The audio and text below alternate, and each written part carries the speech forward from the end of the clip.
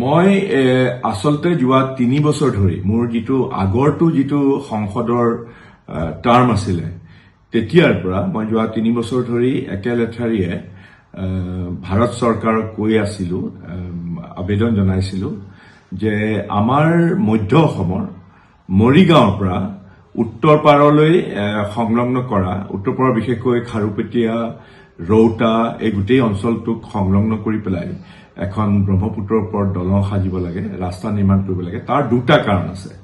মই প্ৰথম কথা হ'ল আমাৰ সেই মধ্য অসমৰ এইফালে মৰিগাঁও জিলা আৰু নগাঁও জিলা আৰু সিফালে উত্তৰ পাৰৰ গোটেই সমগ্ৰ অঞ্চলটো দৰং জিলাৰ খাৰুপেটীয়া, ৰৌতা এইবিলাকত বহুত ধৰণৰ শাক-পাচলি আৰু কৃষিজাত সামগ্ৰীৰ উৎপাদন হয়, দুইফালে হয়।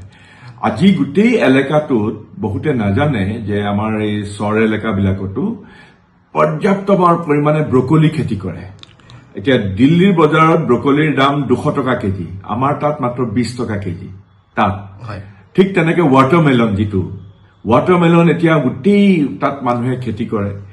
আৰু আমাৰ মৰিগাঁও গোটেই জিলাটোত আমাৰ ধানৰ আচলতে আটাইতকৈ ডাঙৰ খেতি হয়।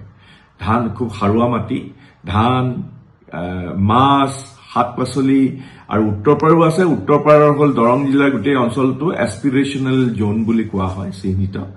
গতিকে এই গোটেই দুইটা যদি সংলগ্ন কৰিব পৰা যায় তেতিয়াহ'লে অসমৰ অৰ্থনীতিত বৰ ডাঙৰ এটা দিশৰ সংযোজন হ'ব। কাৰণ বজাৰৰ লগত এই গোটেই অঞ্চলৰ ধান, শাক-পাচলি, মাছ, ৱাটাৰমেলন, ব্ৰকলিৰ পৰা আৰম্ভ কৰি গোটেই কৃষিজাত সামগ্ৰীৰ কাৰণে বজাৰৰ লগত সংলগ্ন হ'ব।